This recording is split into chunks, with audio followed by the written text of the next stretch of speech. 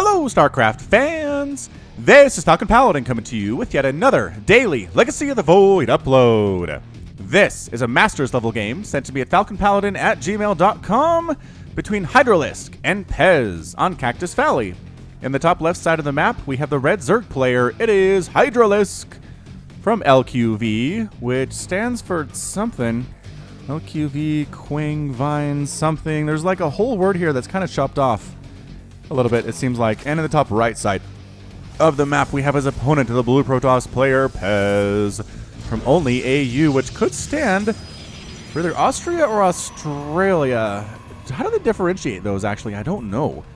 AUS? I mean, that's both of them are AUS, so I don't know. Either one. Let's go with Australia. Only Australia versus Hydralisk here. Going for the one gate expand, starting inside his own main base, though. He's not walling off anything. He's keeping everything very close.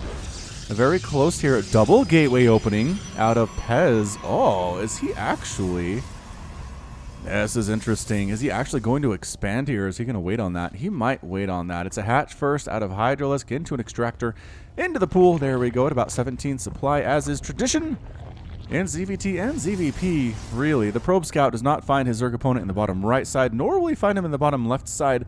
Overlord scout for Hydralisk coming down from the top side, also scouting the incorrect direction. Nobody having much luck here. Cybercore coming in for Pezz. Now is he expanding? Now he's expanding. He's got about 270 minerals up to 3 and then soon up to 4. So, all right. I mean, it's an interesting build. It's not something we see a lot of, but he gets the double gateway into Cybercore into Nexus. He won't have double Chrono Boost available when the Cybercore finishes if he wants to get 2 Adepts out very quickly. So the timing's a little bit weird, but you know what? You can make it into Master level doing this kind of thing. It obviously has some level of use. There's Adept number 1 being Chrono Boost by the single Nexus. Another Adept not quite. And there we go, being started and transferring the Chrono Boost to that gateway instead. So kind of taking turns a little bit with the Chrono Boost. Again, I don't know. Getting the Nexus up a little bit earlier seems like a better idea, but maybe you get the Adepts out sooner this way. Who knows? Who knows? Probe scouting, trying to see nothing weird happening from the Zerg player. Nothing that would stop him from doing this strategy. A couple Lings heading on out here, but I mean, there's going to be Adepts. There's going to be a Mothership Core, right? You don't have a Mothership Core yet. Why do I assume Protoss players will get a Mothership Core when they don't every time? I mean, it's really good. It's a really good unit. Adepts swinging on down here, saving that probe's life, and you know what? Ignoring the Lings entirely. Just heading right on up. We have a mission. They said our mission is to murder as many drones as possible. Some Lings out on the way. Speed about halfway complete for the Zerg player. So, I don't know. The Adepts have a pretty small window in which to do stuff. There are slow Lings and Queens here as well. Sonic transferring right on top of the Zerg army, though. Not a great place. Not a great place to be, killing a couple of the Lings, but really don't like getting hit by Queens. The Queens, it takes a while to kill them. But again, a Ling combination. Oh, one Adept does get killed. The other one transfers the heck on out of there. I was going to say, Lings and Queens combined, pretty good DPS. Especially if the Lings can get a surround on the Adepts, it will take them down pretty darn quickly.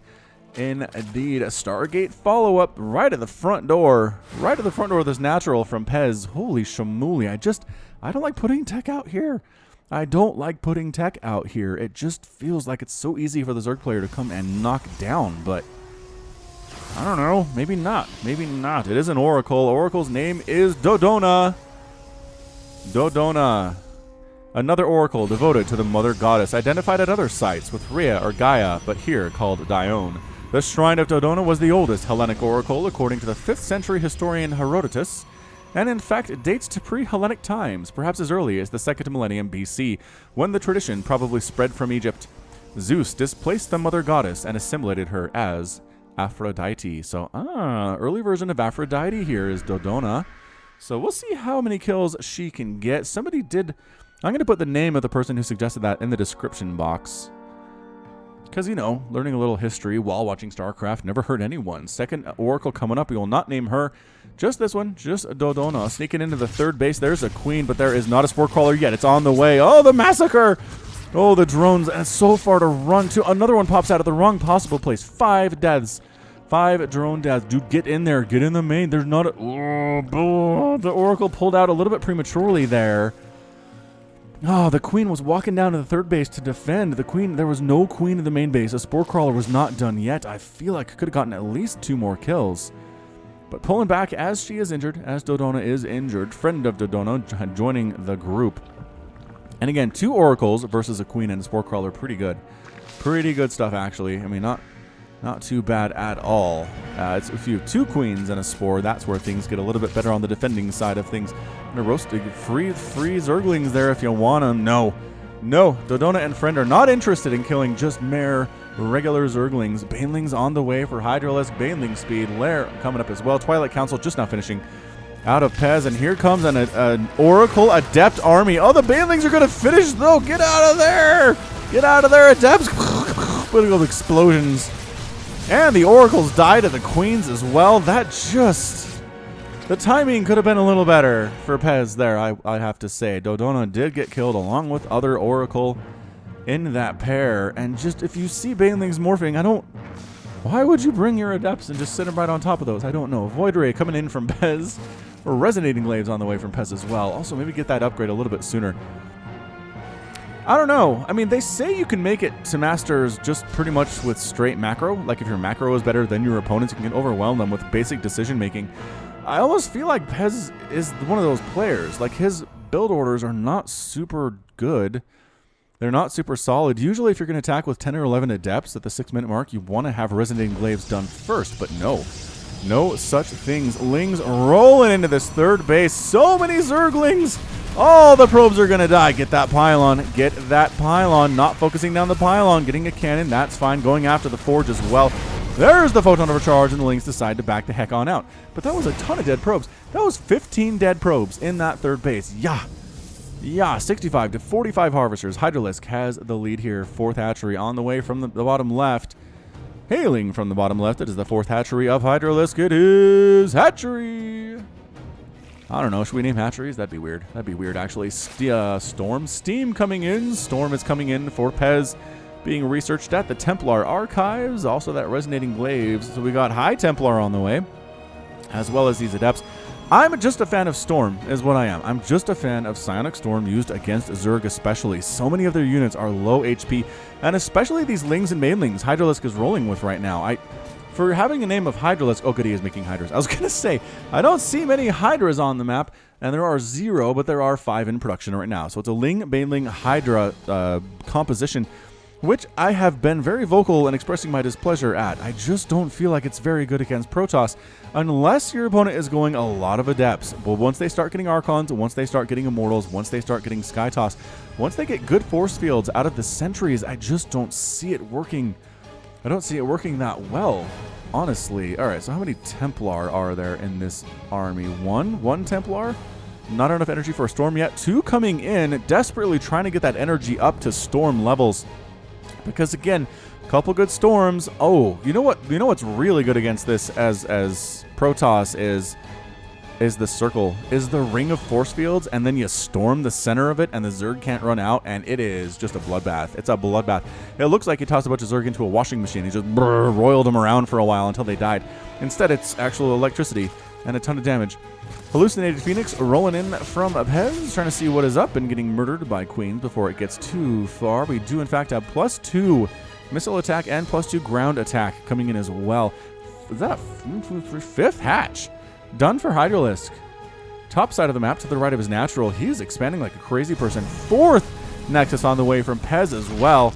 Overlord dying to a Void Ray there. And, I mean, at this point, Pezz knows what's up. Pezz knows it is Ling, it is Baneling, it is Hydralisk, and here we go. Hydralisk ready to roll in here, morphing in a few additional Banelings, 7 of them to be exact. He wants to get this 4th base, but the Storms are going to make or break the Protoss player here. If he can hit with them, Hydralisk is in a ton of trouble. If he misses, or if he just dies to nothing, like just gets a surround from Lings and he loses the Templar without getting any kills at all, the Protoss player is dead. That's where we are. That's where we are right now.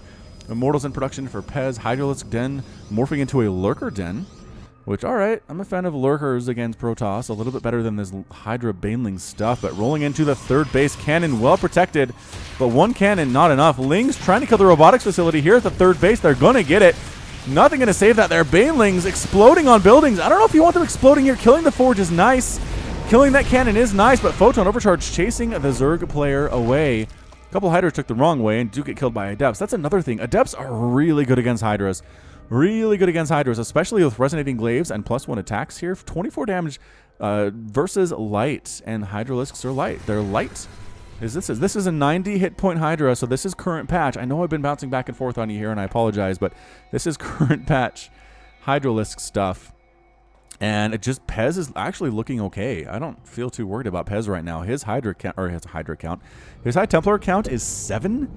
That's a lot of storms if they're maxed out on energy, and they haven't been asked to use any of it so far, so it will be maxed out sooner rather than later. Another Stargate on the way and a fleet beacon coming up.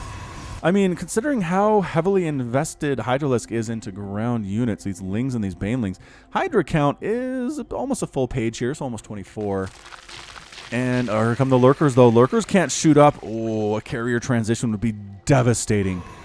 Devastating to the Zerg player here. We'll see. We'll see what we get out of this fleet beacon. I can't imagine Tempest would be of any use to Pezz right now. I just don't see it. APM 180 for the Zerg player, over 300 for Pezz on average on this game so far. Lurkers waltzing in to this front door of the natural, between the natural base and the 4th base. And we're just going to set up shop right here. I think we're going to set up shop right here.